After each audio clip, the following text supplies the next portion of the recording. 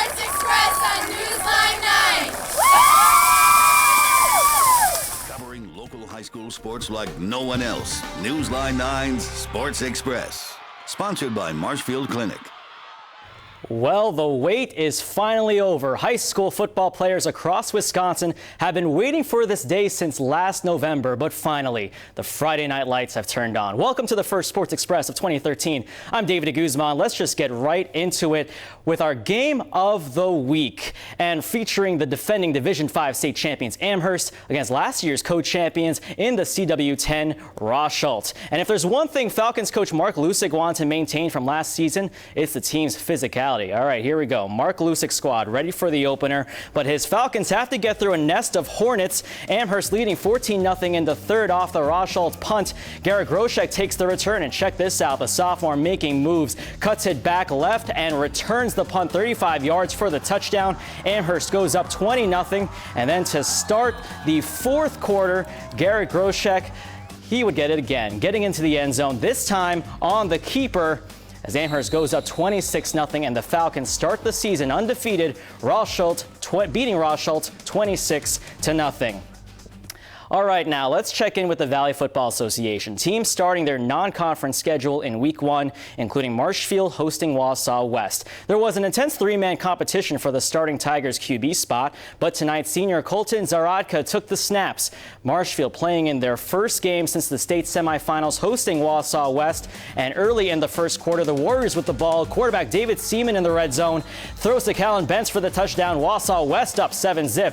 Then in the second quarter, Tigers trying to tie it at 7, but the end zone pass intended for Caleb Alexander blocked by Jake Whalen, so Marshfield would settle for 3 points here. With a field goal, they fall just short, 10-9. Elsewhere in the VFA, North opponent DC Everest on the road against 2012 South co-champion Spash. Let's go to the second half. Spash up 14-0. Spash with the ball. Quarterback snaps. It's fumbled on the handoff. Mike Plaza picks it up. First down, Everest. Next play, Everest trying to make something happen, but Billy Dufort says not so fast. He gets the sack, and a few plays later, Spash gets the ball back. Minutes left in the game. Spash on the 30. It's Captain Joey Flowerette. He gets the handoff, and into the end zone he goes, and that will do it. Spash goes on to win 21-0. And a new era for Wausau East as Scott Mallion begins his first year at the helm on the road against Wisconsin Rapids. First play from scrimmage for Rapids sees Jason Wernick hook up with Logan Botchner. He takes it a long way, weaving in and out of traffic and getting down to the 15-yard line. A couple plays later, the Raider workhorse Ryan Duxbury. Oh, actually, let's just celebrate this a little bit. That's pretty cool. Okay, Ryan Duxbury gets in from a couple yards out. He had 4 touchdowns of the night. Watch out for him to be a Star of the Night nominee. Rapids takes care of Wausau East 42-28. Checking in on the Great Northern Conference, Rhinelander starting the season out west against Superior. A non-conference collision for Superior, who welcomed Rhinelander. I just said the same thing twice. Oh well, first quarter, Superior back in the red zone. Handoff to Aaron Wakefield, Zubiate. Ball loose, but Eric Anderson falls on it in the end zone for the TD. It's 21-0. Later, 28-0 Superior. Wakefield, Zubiate makes up for the earlier fumble. Now it's 35-0 Superior. Rhinelander looking to get something going. Nice pickup for Connor Johnson. But Superior would come up big on defense. Interception from Alex Zukonowski, and he takes it to the house. Look at him go as Rhinelander falls in the opener on the road 57-6 to Superior. All right, Merrill had the 4th best offense in the Great Northern last season. Tonight, they hosted Onalaska from the Mississippi Valley Conference. We start off here, Merrill up 7-0 with the ball. Quarterback and captain Nick Peterson throws it long, finding junior Jake Anderson. He bobbles a bit and heads into the end zone. Blue Jays up 15-0 after a successful 2-point play. Onalaska can't get much going, though. Merrill again here in the second quarter. Blue Jays in the red zone. This time, Peterson takes it for himself. He finds the end zone, and Merrill goes on to win 43-19. All right, time to go around the Merrillwood now. Stratford lost to the eventual Division 5 champions Amherst in heartbreaking fashion last season.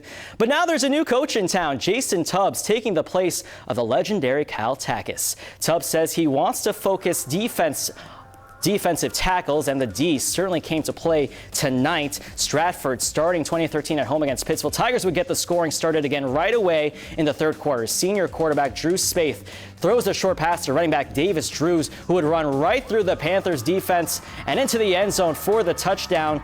The Tigers 33-0 and would only add to that total, and a lot of push-ups for him. The Tiger would be doing so many of those, and then on the punt return, Panthers would get into the red zone, and Pittsville would knock on touchdowns door 3 times. On the third attempt, a touchdown pass intended for Jacob Allen, intercepted by Eli Manson. And the Tigers would hold the Panthers to a shutout in the fourth quarter. But for Pittsville, too little too late as they fall to Stratford 16-47. Edgar head coach Jerry Sins beginning his 39th season leading the Wildcats, hosting Rib Lake Prentice. Edgar on their first drive, and out comes Cody Weiler, runs through traffic for 8 yards to get the first Wildcats touchdown of the year. But they wouldn't stop there at all. The next possession from the backfield, a deep throw all the way to the end zone, and hello, David Cornack.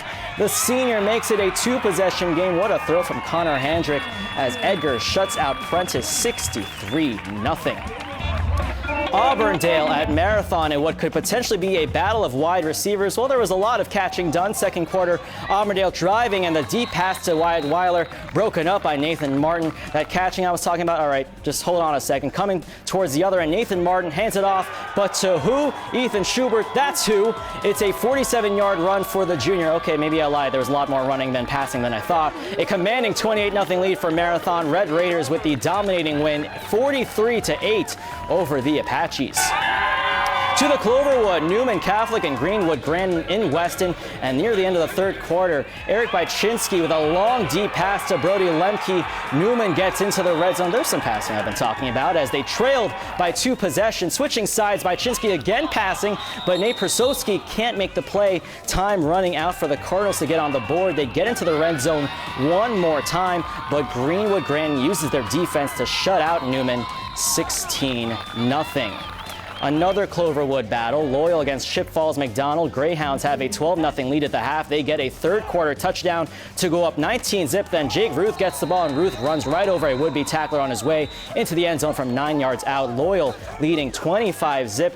Max looking to get their offense on track. They run the reverse to Lance Shook, but he's brought down by Loyal's Alec Anderson. The Greyhounds have a 3rd and 9 from their own 45. Handoff to Peyton Porter, and Porter is thinking pay dirt. Loose down the sidelines. He goes 76 yards for his 4th TD of the game, and Loyal wins 38-6. Whew. Lots of great action from opening night. Remember, all the scores that we get called in are appearing at the bottom of your screen right now. Still to come on the first Sports Express of 2013, we'll check in with our stars of the night, and a huge rematch between the Packers and the Seahawks. Highlights of Green Bay's revenge game coming up next.